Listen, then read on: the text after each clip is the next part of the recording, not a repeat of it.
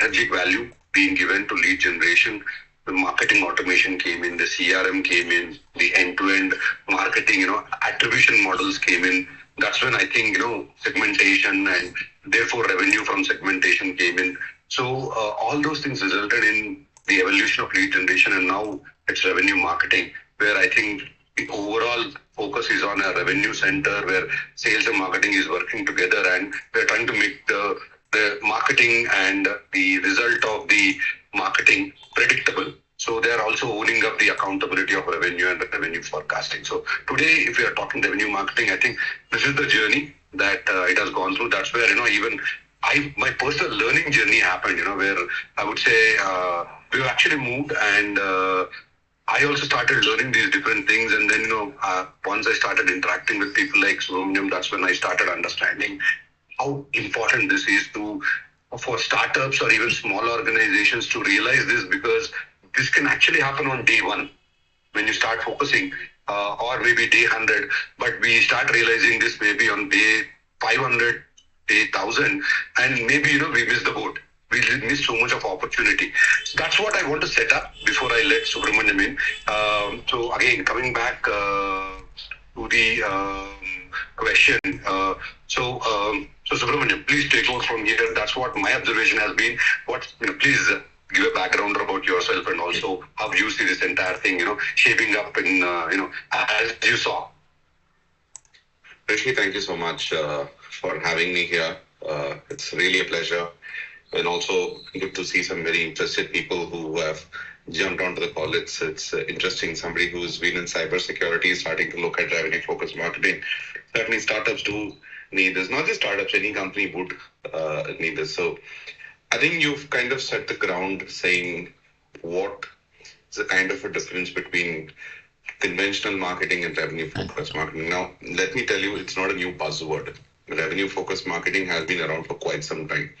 It's just that it's one of those buzzwords that never really came up or was never really promoted a lot. So there is a joke amongst marketeers, career marketeers, somebody like me. We don't market ourselves very well. We put in all our energies to the product or to the company or to the organization that we are attached to. And we don't talk a lot about our own selves. So that's typically one huge challenge. See, revenue-focused marketing kind of gained importance, or today is more important because, and you kind of hit out on one of the factors, which is the advent of social media. But more importantly, rather than social media, it's about the smartphone, the handheld devices, the multiple touch points that today as a consumer you have.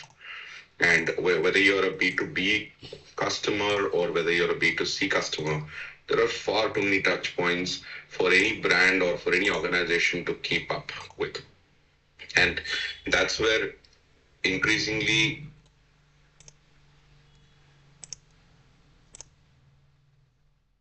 it's just that it's one of those buzzwords that never really came up or was never really promoted.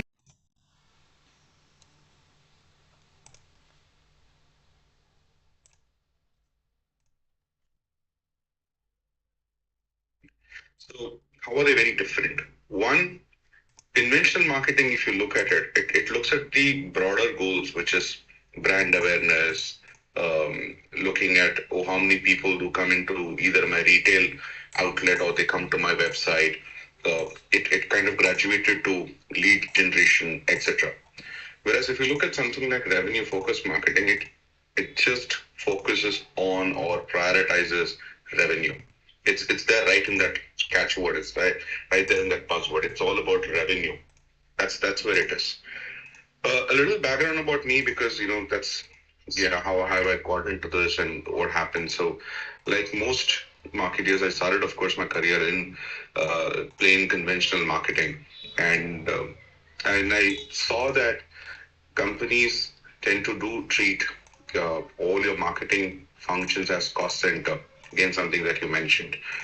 It's still the case. Even today, it's the case with most companies in India looking at it as a cost center and not looking at it as anything else. The markets outside are far more mature. If you look at the Western markets, they do treat marketing more as an equal function. And it's slowly percolating to India, but we have a long way to go in that sense. So cost center is where it was all about. And I realized that if I need a seat at the table where decisions are made, and if I want to be a part of that decision-making group, I need to change the journey. And that's what drove me towards the entire revenue focus coming in. And also the fact that, along with my marketing career, I had a great stint of also doing business development or sales, as is commonly known. I used to go along with sales team members and be a part of that entire conversation when they are selling to a customer. And you see the challenges that they face, the hurdles that they face at that point in time. I could come back and tweak my activities so that they help them get that goal. So that's how this whole journey started. I worked with various companies. I started my career with NIT. Then I worked with a couple of other companies which are in the BPO space. Spent quite some time working for another IT services company called Datamatics. Then First Source. Now I'm with Ananta. In between for about 6 or 7 years, I also spent a lot of time doing consulting. So started a company called 2 Cents Consulting, which was focused only on the revenue-focused marketing consulting, brand building consulting, helping companies scale. When you go from 0 to 1, your challenges are X. When you go from 1 to 10, your challenges are different. They're not the same X. It's not just about adding more sales or adding more marketing heft or adding more HR people. It's not about that. It's like this, right? When our children, we went from the first grade to the second grade, or from second to third. You carry forward the learnings, but you also learn new things. You have to start doing different things. That's when you go to the next grade. So it's exactly the same way with growth as well.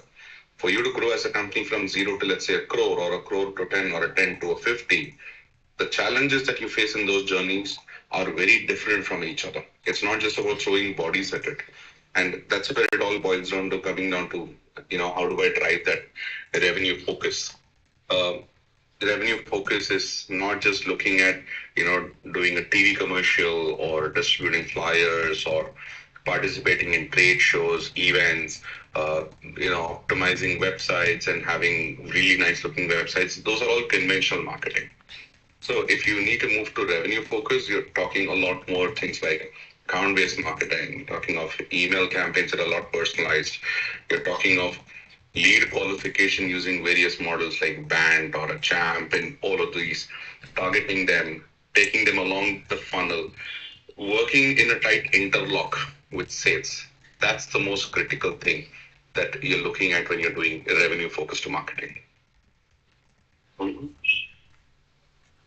Yeah, I was just thinking, good. So how is your journey? I mean, in terms of revenue focused marketing, obviously at some point of time, you did say that, I had to be in the board and start talking, but so this, the shift of paradigm for you, how did it actually happen? So for me, the shift happened interestingly, and I would say quite luckily, a long time ago. Right, so this is almost 20 years ago when the shift happened.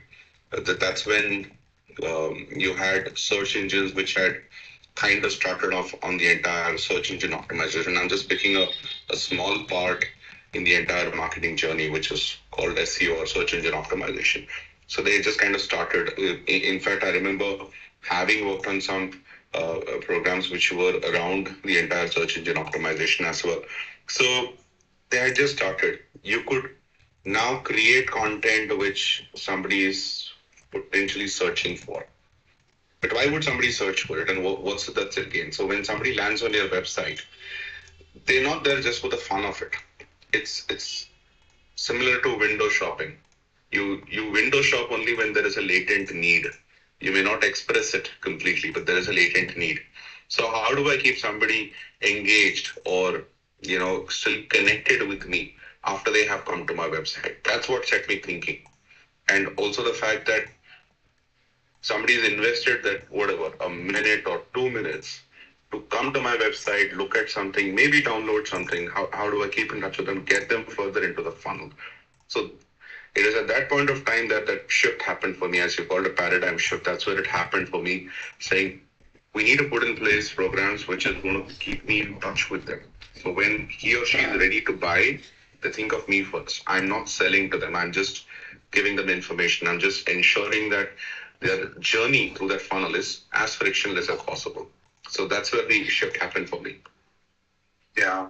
But how did you convince the sales guys to start listening to you? That's the difficult part. See, sales guys are sales guys and they have a clear role, right? So sales guys live from month to month. But there is not a sales guy who I've come across who says, okay, let's invest in an area and let's reap the benefits 24 months later. No one will do that. They have a very clear goal, which is get revenue in as much as possible every month, every quarter, every year. And that's what they measured on. That's what and a lot of them live for that thrill of those closures, right? So I went along with sales guys and I participated in their sales conversations with prospects at a very early stage of the prospect itself. When somebody has just become a lead, a qualified opportunity. How do we qualify an opportunity? I threw an acronym called BANT. BANT is a very old acronym. It stands for budget, authority, need, and timeline. So which means that the person that I'm speaking with has the authority to make a decision in my favor. There is really a need that they have. So you flesh that need out. There is a timeline to it. So they want to do this, let's say, but depending on what your product or your offering is, they want to do this within 3 months or 6 months. It's not like I want to do this 5 years or 10 years later. That's not a qualified opportunity. And they have a budget aligned to it. It's again, maybe you may not know the number that early in the funnel, but you know that they're serious about it. It's like house hunting. I wouldn't go house hunting unless I have the money in my pocket. I'm not just going to go around taking somebody. So you qualify that opportunity. So I went along with sales guys after we qualified the opportunity, sat through that conversation, made notes saying why a lead would move to what's called as a proposal stage, and they'll ask questions saying why they don't want to propose. So I would typically ask those questions. Why are you not considering us? Those kind of insights at that point in time allowed me to tweak my processes better for qualifying the lead. Then I realized that it's not about lead volume, it's about the lead quality. And if I can give a better quality to the sales guy, he's far happier. I'll give an example of that. So if I pump in, let's say 50 leads for the salesperson, each one worth $10,000. He's not going to be happy chasing 50 opportunities because he does not know where to prioritize at that point in time. On the contrary, if I give him 5 leads, each one having $100,000, he's going to be very happy chasing all 5 of them because he's pretty certain that he'll close at least 2 of them and be able to get us $200,000 in terms of revenue achievement for the month or for the quarter.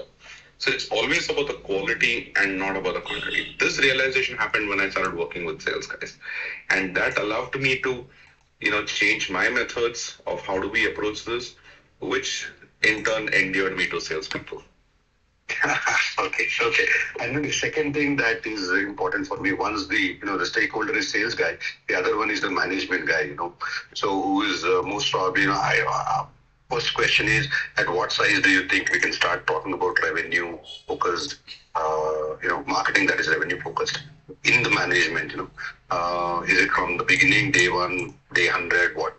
Second thing is, how do you convince them? Day zero. Day zero. Yeah. Any management team, whether you're somebody mentioned running a startup, in the audience over here, whether you are starting up, whether you are a 10 crore or 100 crore or even a 1,000 crore company, day zero is when the management needs to hear about the revenue focus in marketing. Because unless that happens, unless that conversation happens, there is absolutely no way that they're going to give you their time, their investment. Their investment is time. It's not even money. Their investment is time. If you need time from the CEO, you got to walk across to the CEO and tell him that, hey, Mr. CEO, I'm going to work with the sales team and I'm going to bring in X value of pipeline this quarter, this year, which the salesperson can then convert. And you have the conversation along with the sales guy in that room. So that's where it was. So it's got to start at day zero. It cannot be later in the day, because by then you would pick up a lot of bad habits, if I can say, which then become very difficult to unlearn and unwind or rewind and then go back all the way. So day zero is when you start this. Mm-hmm. And so have you seen the top management just buy it every time, or is it like, they needed some? So, yeah, please, what are the typical questions that you get and how do you answer them? So the first question that any CEO would ask is, are you signing up for a revenue number? Now, as a marketer, most of them, they walk away from the room when they hear the term revenue number being signed up, because it's always perceived to be a salesperson's job to sign the revenue number. It isn't. Actually, it's everybody. In fact, in revenue focused marketing, while it's saying this, I think the next iteration of this is going to be revenue focus across everywhere. Your operations team also needs to buy into the same revenue. Your HR team also needs to buy into the same amount of revenue. Just the way marketing has bought into that revenue. So it's not just one function, but since you're talking about one function over here, marketing needs to sign up for that revenue. Yeah, there is a certain way that you qualify it. I'm not talking of revenue invoiced or revenue billed. I'm talking of the revenue that's going to come in, and that can be measured in terms of pipeline. You bring it back in terms of, you do a backward calculation saying, okay, to get this kind of pipeline value, how many prospects do I need? How many leads would I need? How many proposals need to go out? What's the order value? What's the typical time that I take to close a certain order? What's my conversion ratio? All of these things then start coming in. And when we start looking at the revenue number. But it's very critical that the sales and the marketing team are interlocked. And I use the term interlocked and not aligned, because everybody says aligned, to interlock and say, yes, this is a number that we committed. So do you actually have a conversation, with the sales team before you go to the CEO saying that, hey, not just the sales team, like you said, so for me, I just go back to the B2C framework. When I was doing it, we literally had a merchandising team, the digital marketing team, and then the customer service team also sitting there and saying, hey, cancellations cannot be this high. To my surveys, there cannot be so many bugs or something. We actually commit and say, because it's for me, revenue is when it's actually hit the bank account, not when you have generated it and there is a sign off. So for me, it's very important that the revenue actually gets from as a CEO. For me, the revenue is when it hits the bank account. The actual cash flow happens is when I would consider it. Yeah, sorry. It's a little different in a B2B workflow and a B2C workflow. So let me just talk about the B2B workflow for a minute. So if for that interlocking to happen, there are a few steps that one has to take. The first thing is you've got to define your revenue goals clearly, very clearly. It's got to be saying, okay, you know what, I'm going to bring in X revenue, which is from existing clients, and I'm going to bring in Y revenue, which is from completely new clients, new logos, as it is called. The next thing that as a marketing team that we need to do is we need to have a complete understanding of the customer. I personally call it KYC, know your customer. So you really need to know the customer. When I'm saying you need to know the customer, you need to know their pains, their challenges. You need to start thinking, you need to get into the consumer's behavior, into their mind, the way that they're talking about. Then you build what's called as buyer personas. In a B2B workflow, it's never one person who's buying it. It's always a panel or a committee that buys it. Whichever area that you support, whether you're selling to, their IT teams, whether you're selling to their admin teams, whether you're selling to their HR teams, whoever is the consumer of that product that you're giving to them, it's always a panel. It's never the admin head or the HR head or the IT head who makes that decision. There are at least 3 or 4 people involved. Very critically, there is also the finance guy who's involved. Most B2B workflows forget to target the finance person, who's very critical also in this kind of thing, very key influencer. Once you've done that, then you build out your marketing plan. Your marketing plan needs to be integrated. See, for a very long time, marketing plans have operated on silos. So, like you said, there is a digital team. The digital team will also have people. There's somebody who's looking at the website, somebody else who's looking at social media. There is a third person who's writing content, fourth person who's working with an agency to create videos. They're all operating completely blind to each other. It has to be aligned. It has to be interlocked, integrated. That's exactly what you do. Once you've done that, then you sit down with sales and say, These are the revenues that we have converted. Let's start looking at those accounts which has the propensity to bring in that business for the year. And let's then break it down saying, okay, which are the ones that is P1, P2, P3, depending on what kind of priority levels that you want to set. Do that, then you start looking at some key performance indicators. So from a marketing point of view, what are some other things that you can look at? You can look at, let's say, website traffic. But do I just look at website traffic? No, how much of the traffic is converting into becoming a lead, an inbound lead, or calling me or emailing me, whichever. How many of those leads are moving to becoming a proposal? How many of those proposals are going to a stage of negotiation? How many are going from that to becoming a closure? What's the order value over there? All these are KPIs that the marketing person needs to track. And then also look at whether that customer has given you a one-time project, have they given you a repeat project? So basically looking at customer lifetime value, CLTV. You also look at what's your acquisition cost over there. Acquiring a customer using this digital method, this kind of interlock method is going to be far more efficient than just attending random trade shows and then throwing in a lot of money over sponsorship and meeting probably 500 people over 3 days and not a single one remembering you after the fourth day. Yeah. You break it down after that into the journey mapping. So the customer's journey mapping, again, very critical. Earlier, I spoke about multiple touch points. See, today, if I have to take the example of reaching out to a B2B decision-making panel, there are at least 3 or 4 people involved in it. Each one of them is looking at a different channel at any point in time to arrive at that decision. Somebody's looking at a search engine and searching for that. Somebody is reading about something. Somebody is attending a webinar like this to gather information. Somebody else is talking to their peers. Somebody else is picking up the phone on a vendor that they have worked with in the past and trying to gather information. Somebody is, reading a white paper that was emailed to them. Somebody's looking at a social media video, maybe a YouTube shorts or something else which is happening. So all I'm saying is there are multiple touch points. And as a provider, you need to know where is your customer one present, what is he or she consuming, and give them content in that manner when you have mapped it out. And also understand where are they at a particular stage in the funnel that you showed earlier, and then keep giving them content accordingly. And all of this has to happen in a very personalized manner. It's not that I can send something which is very random, right?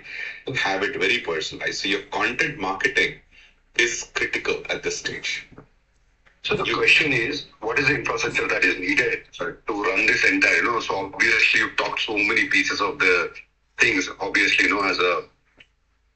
if you're a startup, you have a very small team. If you are a little bit, so small business, maybe, 5 people, then it goes to maybe 10 people. So how do you make sure that, obviously there's a technology infrastructure, a people infrastructure that's needed. If you can help us understand how typically we should be looking at it, I think, what are the typical tools versus roles that are required? Please. Sure. So, as I say, one of the positive side effects that came out after the COVID pandemic was the advent of technology being used across in everything. So there are enough and more free tools available today for somebody who is just starting up. Google itself gives you a lot of free tools. There is a HubSpot like CRM which is available, which is also at no cost. You can sign up. I don't remember exactly how many users do they give you for a free subscription, but I think it's around 3 or 4 users which is great for a startup to just begin with. And it has got its own set of tools, etc., which is built in. There are emailing platforms that allow you to send emails for a very minimal cost. And I'm saying minimal cost, this could be as less as even $4.99 a month, and you could send, emails. So for a very minimal investment, any team can get started today. And as you grow, as your base starts growing, and as you start seeing revenue flowing in, that's what you could increase your investment in all of these kind of tools. There are several tools, and I'll be happy to put them down a little later on a chat so that people can utilize it. Sure. And so for me, the question would be, so whatever tools you're talking is about the outreach, but because content marketing is so important, is there any typical tools that you would suggest for putting together this content, which at the end of the day, is used by the outreach tools to do the outreach, right? So I know these tools these days, they're all combined together. And you have content plus outreach happening. But what are the typical content tools that you have seen which actually help us get this kind of content, churning this kind of content? See, content tools, again, so there are intent capturing engines, engines that will capture your search intent. There are tools like Bambura, which is one. There is Apollo, but these are a little expensive. Let me tell you that they're not like for the faint-hearted. So there are tools like that which capture intent. But I can also look at Google Analytics, which will kind of give me, what is it that people are searching for. So that's a free tool. So I could, kind of do a trade-off over there. Then I can start writing. When I write, I need to know clearly what I have to write. I can't again do this. There are AI content writers available today. Why AI content writers? You go to any GPT engine, whether it is a chat GPT, a Copilot, any of these kind of, AI engines, and you've given a simple set of commands saying that this is the topic that I'm writing on. This is the kind of audience that I'm writing for. This is the tone that I want to use. Give me a draft. That's it. It gives you a draft. And then, that content can be used. You can go further and ask the same AI engine saying, how do I distribute this content? It'll also give you the channels. It'll give you the right time. So AI and a whole lot of this has really taken over and can give you all of that. So there is no single tool that I would say, oh, this one is better than the other. Yes, if you're looking at intent, there is Vumbura, there is Apollo, so which do a lot of intent. If you're looking for data which can be mined very great, so then again there is Apollo, there is ZoomInfo, there is Dun Bradstreet, which do that. All of this can integrate back into your CRM like HubSpot or even Salesforce if you are having the budgets for Salesforce kind of CRM.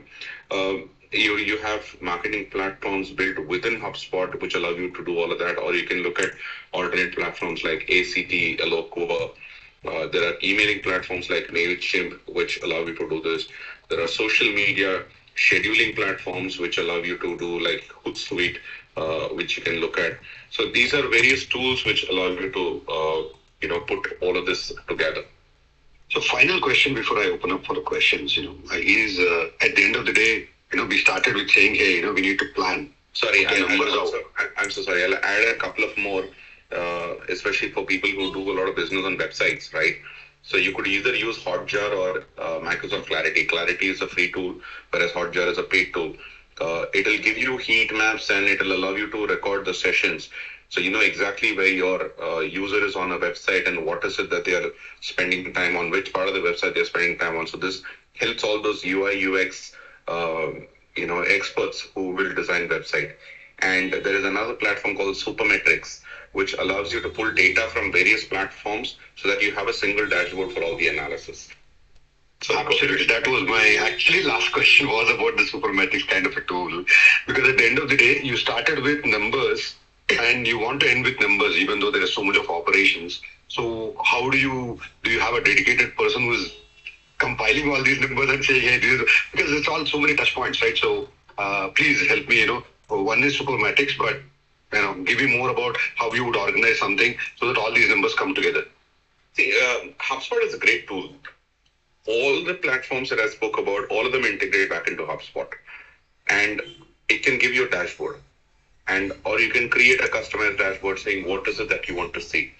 So it has ready templates that you could use, or you could customize one for yourself as well.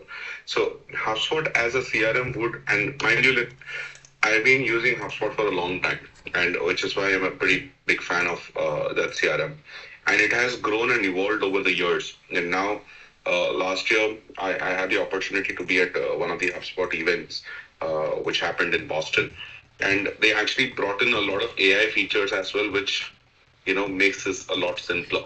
So even if you do not have a marketing background, and if you're somebody from the business, but you would know exactly what to ask, and it can give you that answer. So you either use a platform like Supermetrics, or you use a platform like HubSpot to give you that single dashboard. Sure, got it. So let me, thanks for all that, Dhyan, and I think I'll open it up for questions. So guys, any questions, anything that you would like to know from Subramaniam, you're welcome to ask. I think all the mics are, you can unmute it and then just talk. Okay, so they're all enabled for you to talk. You don't have to type.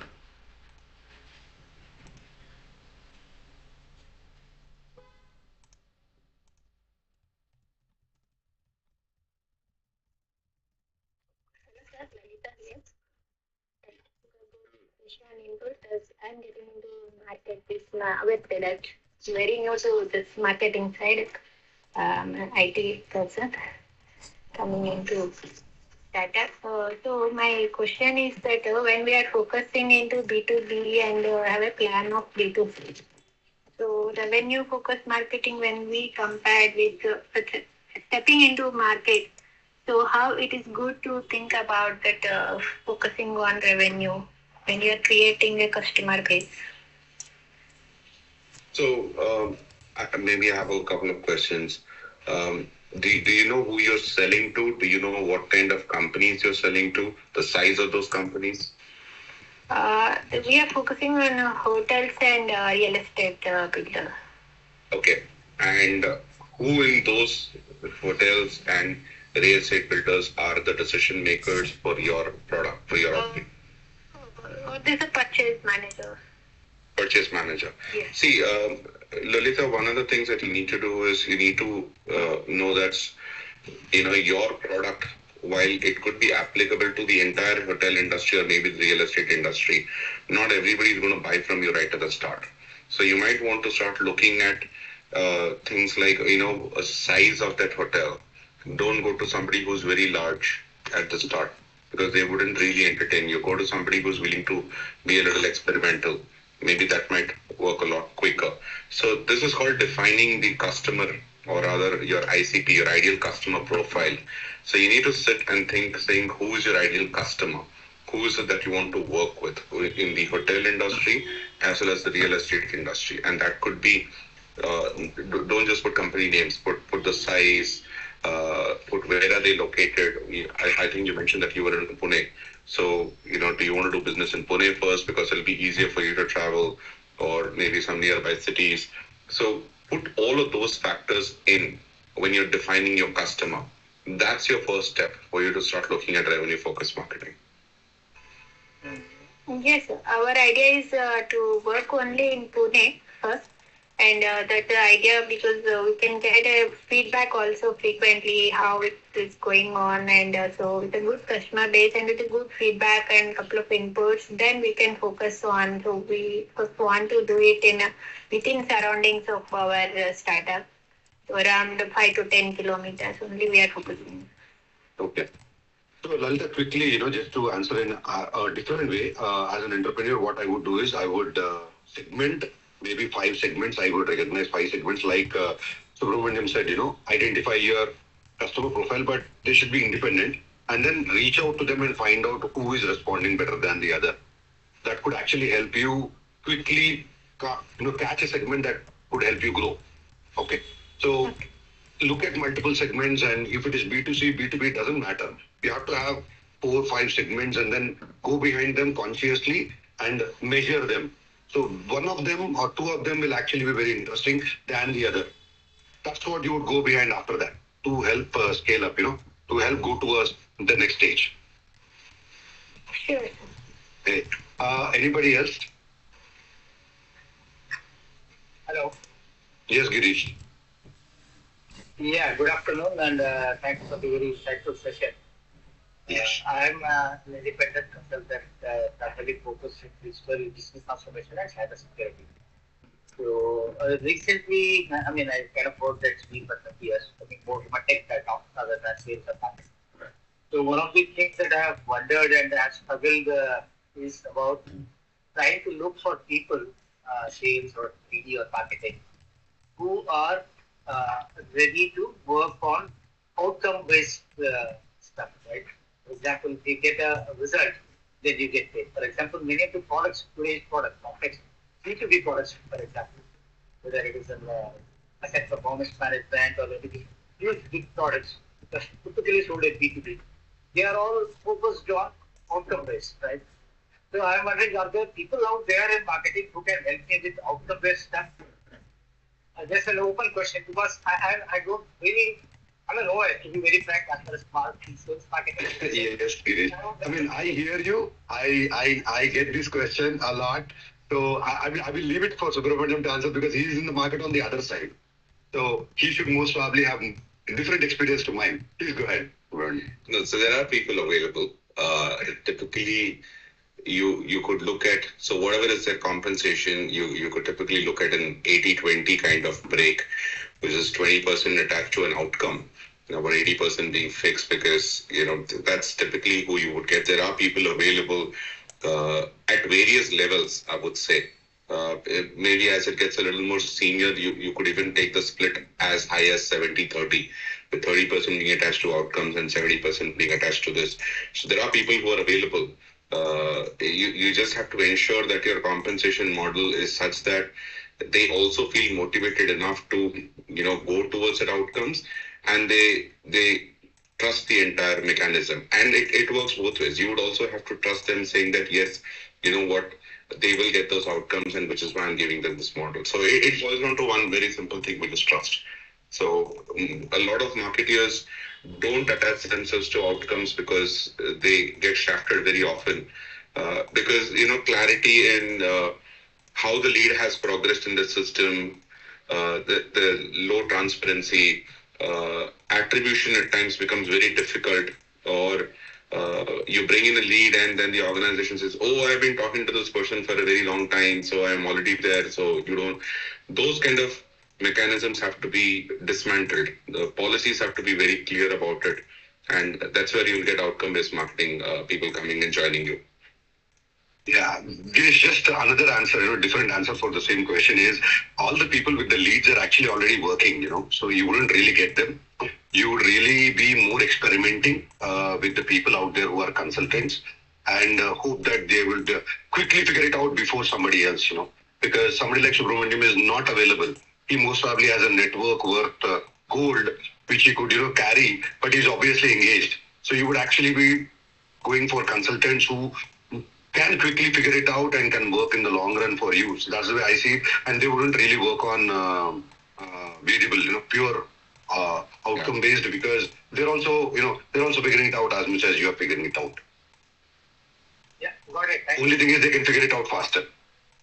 Correct. Yeah. So any other question?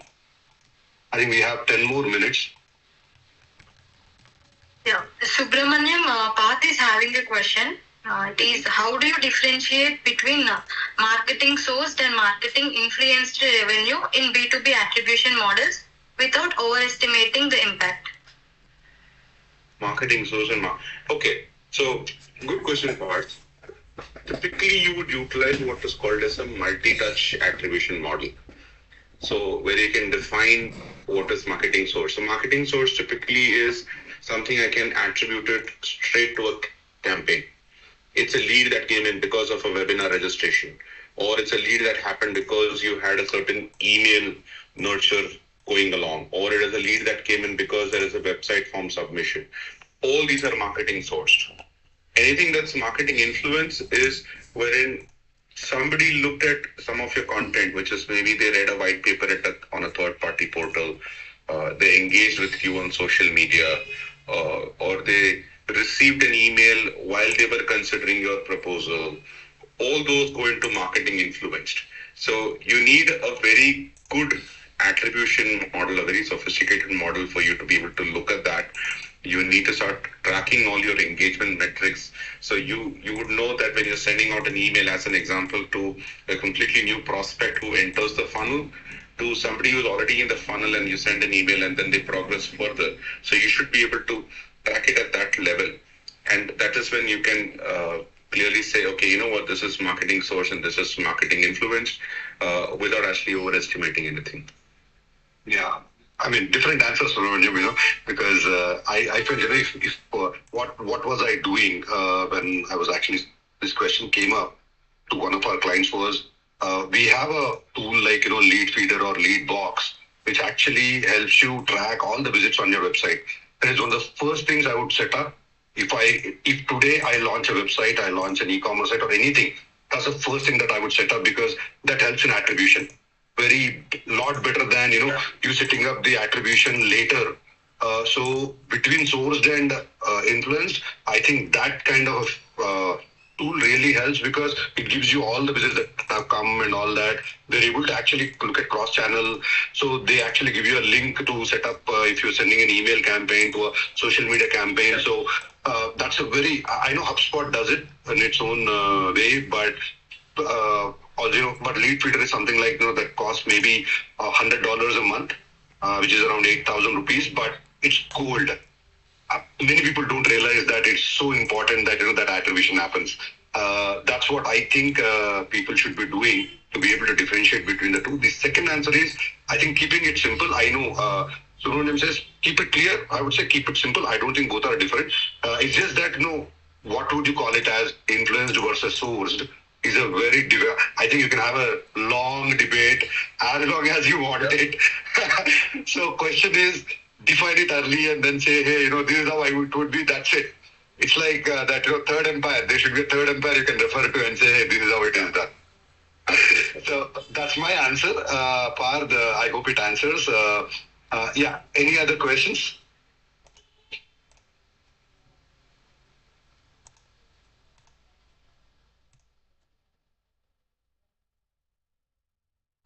So, given, while this is getting figured out, Subramaniam, I really wanted to ask this question about how you see, so there's so much talk of AI and all that. So I know you've touched upon it. Just to give, what is that a marketing person should look forward to?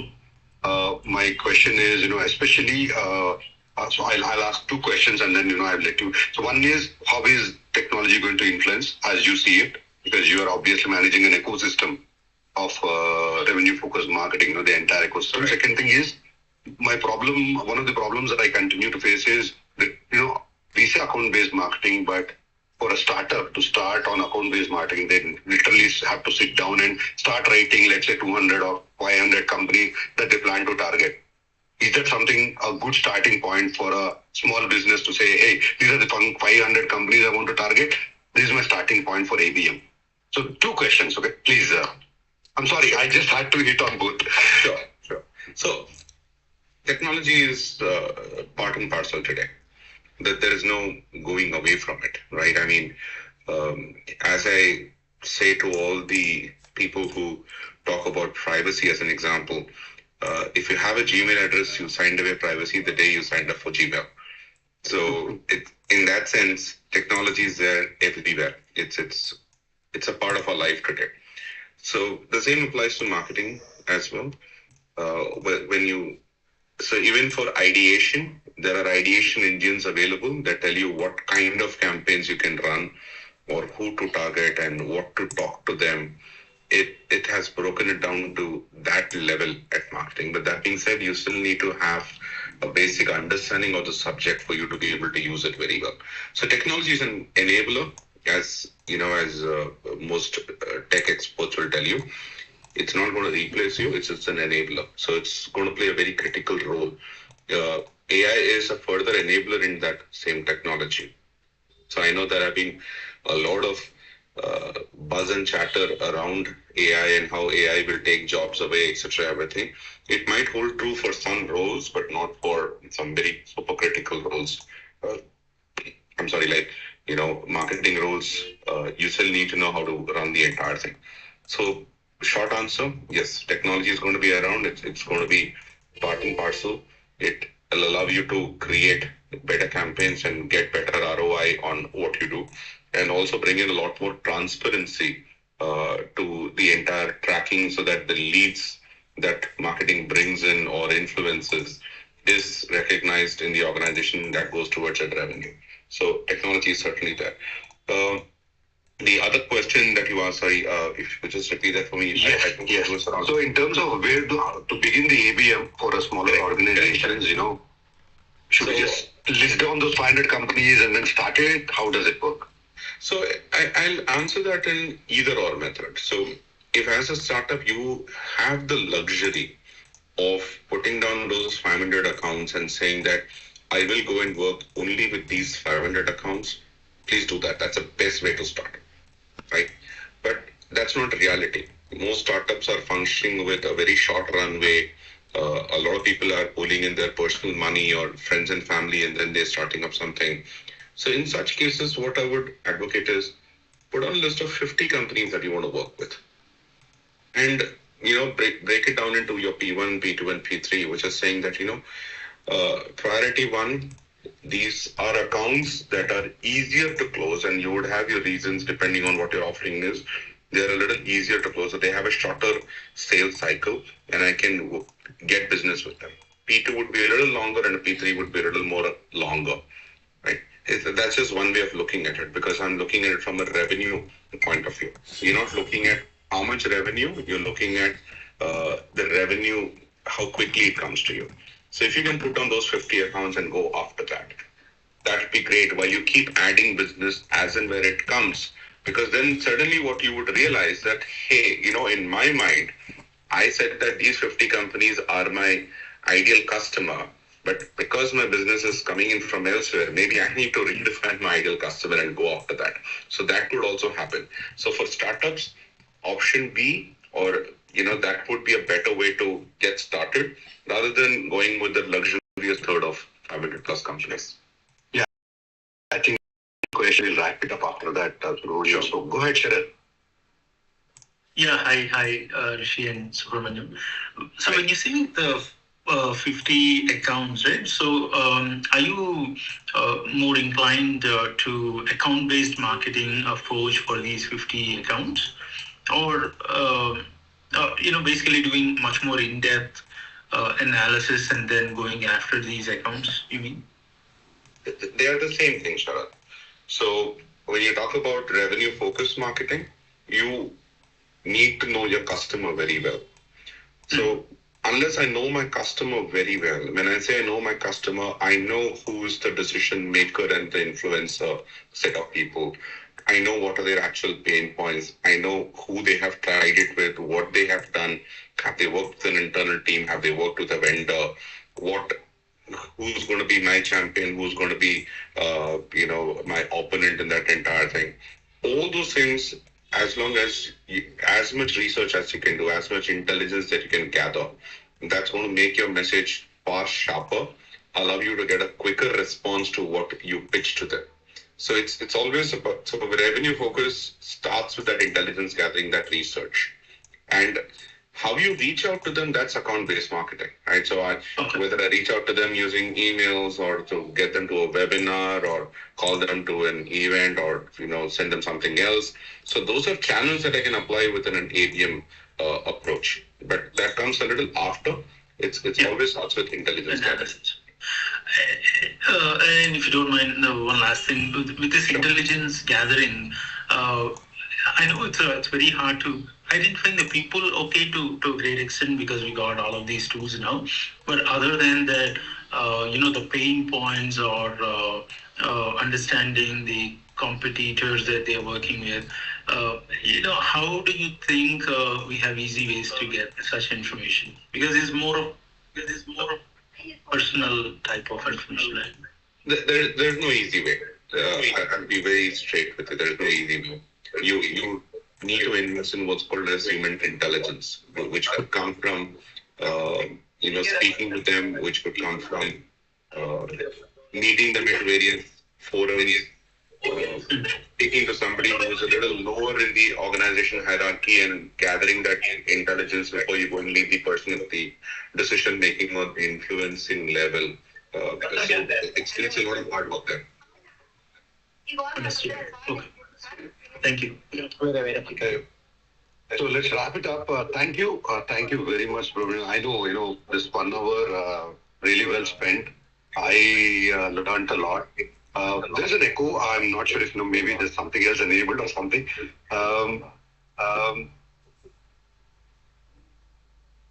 Yeah, I think we are fine. We are fine now. I don't know what. Yeah. Anyway, just want to close it. Thank you very much. It really means a lot that you're here and sharing so much for somebody who's doing ABM to revenue focused marketing for such a long time. It's your gold. pure gold for all of us. So thank you for. Hey, have a great day, and thanks, guys. Thanks. You coming here actually is the biggest motivation why Subramaniam and me actually do this. He's a lecturer. He's also tell me, how he goes out and helps startups and all that. So I'm really, we both were excited when we said, hey, can we collaborate and then try to do something like that. So thank you for every one of you, who is participating and ask the questions to, really got it interesting. We will actually send you an email of the recording. And I hope, if you have any questions and all that, you can always come back to us. Thank you. Have a great day. Bye. Thank you so much, everyone. Thank you, everyone.